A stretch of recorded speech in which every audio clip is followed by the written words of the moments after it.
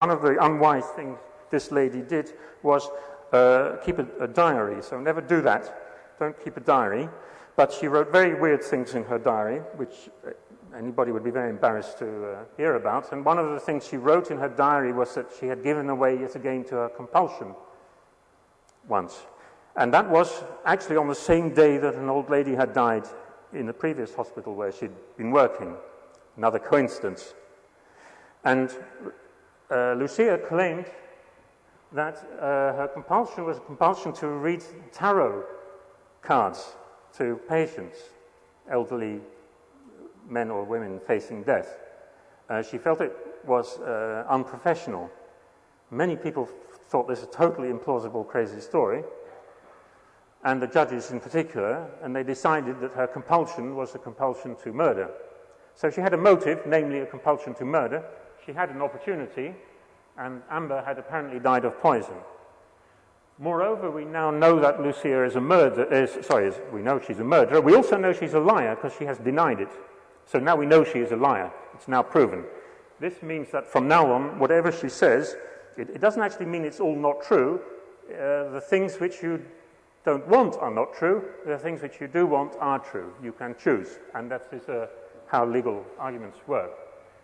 And there was something called a chain argument, which is like this. If 10 prostitutes have been murdered in the streets of Vierhouten, and one person, we've proven that one person actually killed one of those prostitutes, and if that person was coincidentally in the neighborhood each of the other 9 times, and they all died in the same way, and that person had got no reason to being there those 9 times, then it seems kind of reasonable to convict that person for those other 9 murders as well. And they did this in a kind of more gradual way.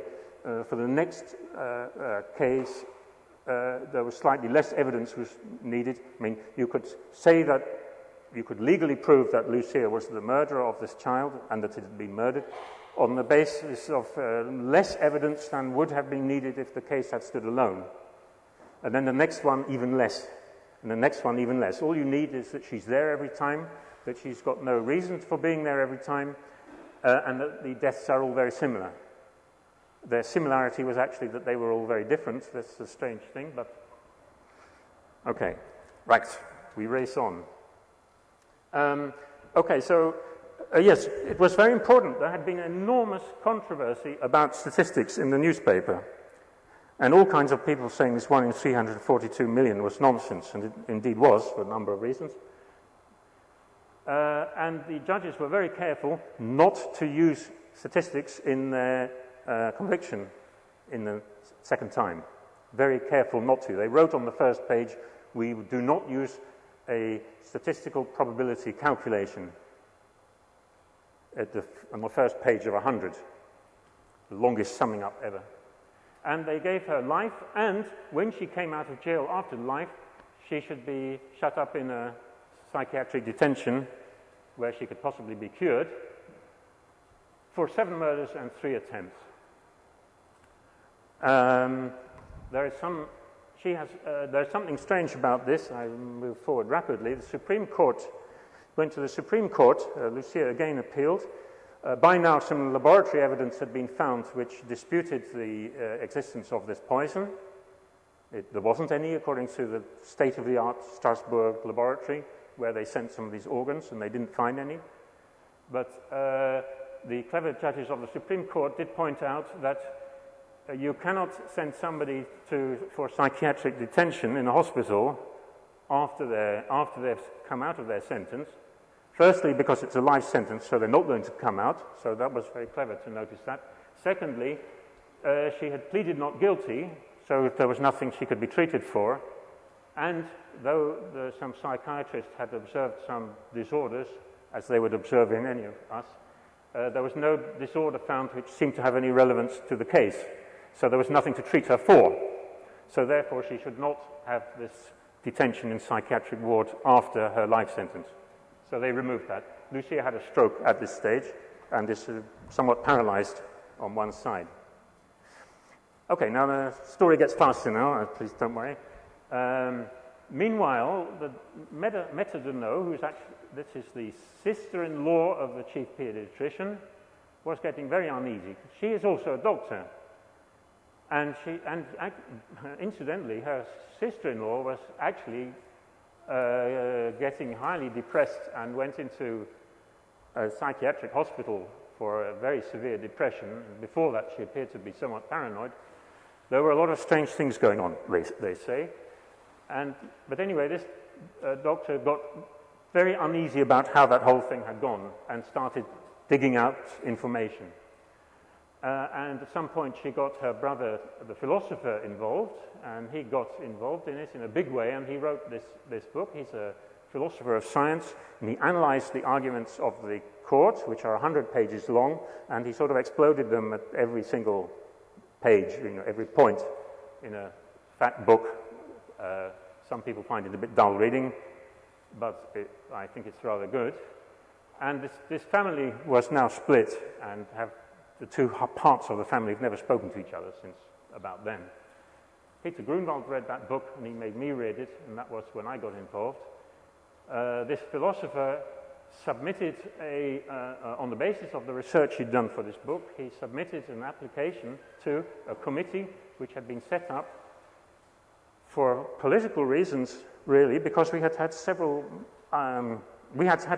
real miscarriages of justice, in which it was known that they were miscarriages of justice because it turned out that somebody else had done it.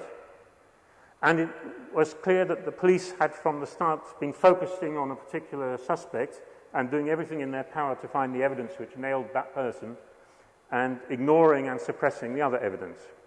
This led to some big scandals, and the Minister of Justice said that though our system was absolutely perfect and there was nothing wrong with it, and these two cases were incidental, still he was forced to set up a special committee to see if perhaps there might be some more of such things.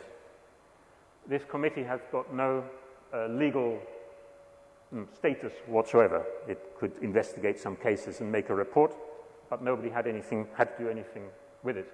And the media around this time, and this is 5 years later, started getting interested again.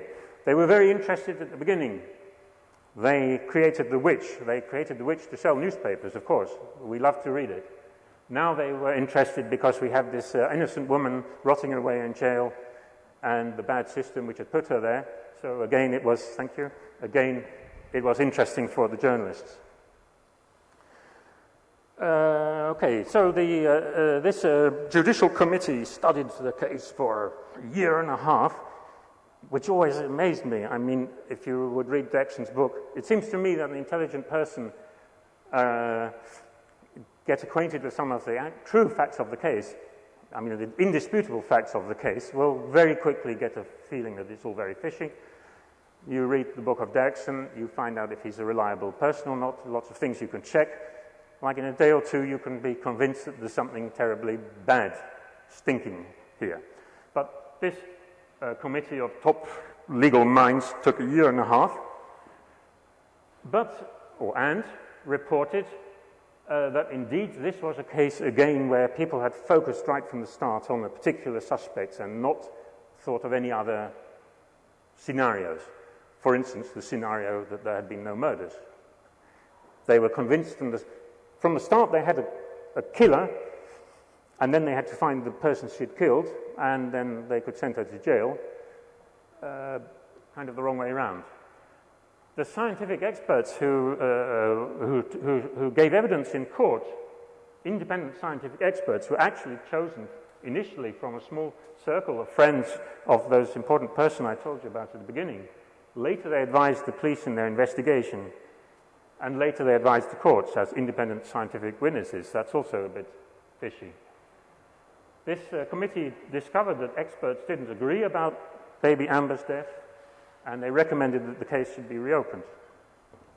But, so it was sort of passed on to the Advocate General of the Supreme Court, and this is where I have to tell you some interesting things about the Dutch legal system. You can reopen a closed case if there is a new fact. Over the years, who says what is a new fact? The Supreme